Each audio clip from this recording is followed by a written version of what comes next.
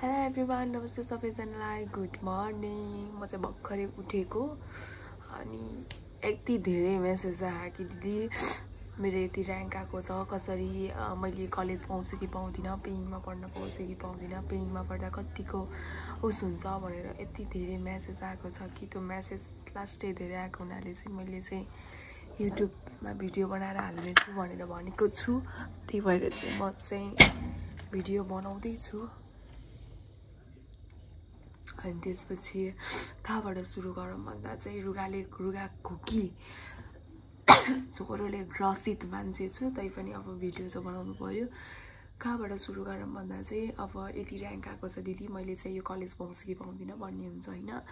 त्यो चाहिँ डिफ्रेन्ट इयर्समा फरक हुन्छ। पहिलाको प्रिभियस रिजल्ट हेऱ्यो भने अलि आइडिया हुन्छ कति के हुन्छ भनेर। अनि त्यसपछि त्यो चाहिँ छुट्टै हुन्छ अनि त्यही भएर एक्ज्याक्ट चाहिँ म भन्न सक्दिनँ। मलाई आइडिया पनि छैन प्रिभियस रिजल्टमा कतिले के पाएको थियो भनेर, त्यो आइडिया पनि छैन, त्यही भएर म चाहिँ भन्न सक्दिनँ। तर कलेज चाहिँ कसरी राख्ने भनेर हुन्छ नि, अब यो के भन्छ कलेज राख्ने बेला आउँछ नि, प्रायोरिटी लिस्ट भन्छ नि। प्रायोरिटी लिस्ट कसरी भर्ने भनेर, प्रायोरिटी लिस्ट भनेको के हो पहिला भन्छु होइन। प्रायोरिटी लिस्ट भनेको चाहिँ कलेजहरू चाहिँ प्रायोरिटी राख्ने के। अब आफ्नो मार्क्स अनुसार चाहिँ राख्दा भयो। अब तिम्रो धेरै नै मार्क्स आएको छ भने 80, 85, 90 क्रस आएको छ भने राम्रो कलेज राख्नु अगाडि, अथवा थोरै मार्क्स आएको भए पनि राम्रो कलेज राख्दा नि केही हुँदैन। तर पहिला धेरै मार्क्स आएको कुरा गरौँ होइन। राम्रो कलेजहरू राख्नु, कलेजहरू राख्दा पहिला सेन्ट्रल कलेजहरू राख्नु, जस्तै महाराजगञ्ज, पाटन एकाडेमी, बिबिकेएचएस अनि एनएचएसहरू, अनि त्यसपछि पोखरा युनिभर्सिटीको त्यो स्कुल अफ हेल्थ अलायन्स, त्यस्तै कि सेन्ट्रल राख्ने। त्यसले गर्दा चाहिँ एकदम सजिलो हुने गर्दछ। अगाडि सेन्ट्रल राख्यो भने त्यही राख्न मिल्छ। अब कसैको चाहिँ सेन्ट्रल कलेज पढ्दिनँ म, काठमाडौँ भ्यालीभित्रको जुन कलेज भयो नि हुन्छ भन्नेले चाहिँ काठमाडौँ भ्यालीभरिमा जुन नर्सिङ कलेज छ त्यही राख्ने। अनि होइन म पोखरा मात्र पढ्छु भने नि पोखरामा नर्सिङ क्याम्पस कुन छ पोखरा मात्र राख्ने, त्यसरी राख्नु कलेजहरू राख्दा चाहिँ।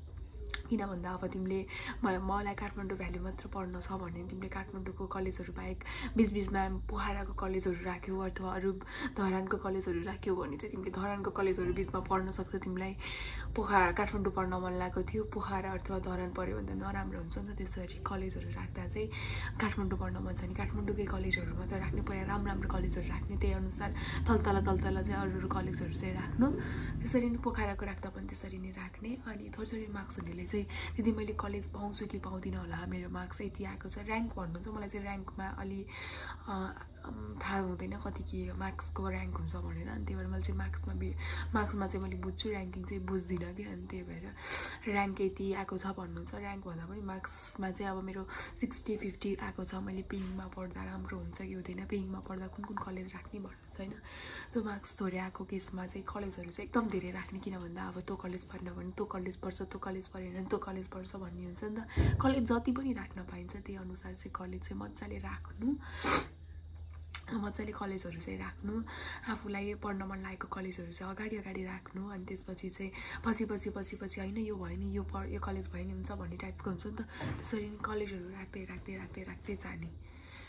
अनि स्कलरसिप पाउनको लागि कसरी गर्ने भन्नुहुन्छ। स्कलरसिप पाउनको लागि पनि कोटाहरू हेर्ने, कुन कोटामा कुन कलेजमा कतिवटा कोटा छ, त्यही अनुसार चाहिँ कलेजहरू राख्दै जानु।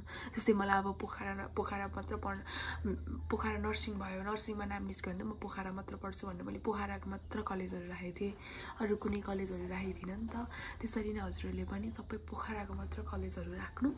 त्यसले गर्दा चाहिँ एउटा त पढ्छ नि त। त्यसरी नै मेरो पोखरा नर्सिङ क्याम्पस पऱ्यो। मेरो कलेजको बारेमा नि केही भन्नु भनेको छ, म त चाहिँ अर्को भिडियोमा भन्छु। त्यसरी नै राख्ने। अनि त्यसपछि मेरो यति आएको छ, मेरो कोटा छ, स्कलरसिप पाउँछु कि पाउँदिनँ भन्ने हुन्छ। अब हजुरहरूले कलेज कसरी राख्नुहुन्छ, प्रायोरिटी लिस्ट कसरी राख्नुहुन्छ, त्यसरी नै डिफेन्ड हुन्छ।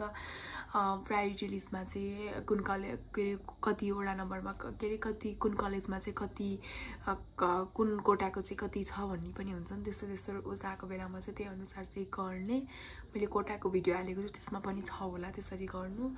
अनि के अरे पिजी नर्सिङमा होस्टेल कम्पलसरी हुन्छ कि हुन्न भन्ने हुन्छ। होस्टेल चाहिँ यस्तो कम्पलसरी हुँदैन, तर कुनै कुनै कलेजमा छ होला, आई डोन्ट नो। तर होस्टेल चाहिँ कम्पलसरी हुँदैन। मोबाइल लिन पाइन्छ कि पाइन्न भन्नुहुन्छ। मोबाइलहरू लिन पाइन्छ, ब्याचलर लेभलमा मोबाइलहरू लिन पाइन्छ। मैले अहिलेसम्म कुनै कलेज सुनेको छैन कि मोबाइलहरू नहुने, किन भन्दा ब्याचलरमा ल्यापटपहरू एकदम धेरै नेसेसरी हुन्छ, उसहरू हुन्छ कि एकदम धेरै स्लाइडहरू बनाइराख्नु पर्ने हुन्छ, त्यसले गर्दा चाहिँ एकदम धेरै निडेड हुने गर्दछ।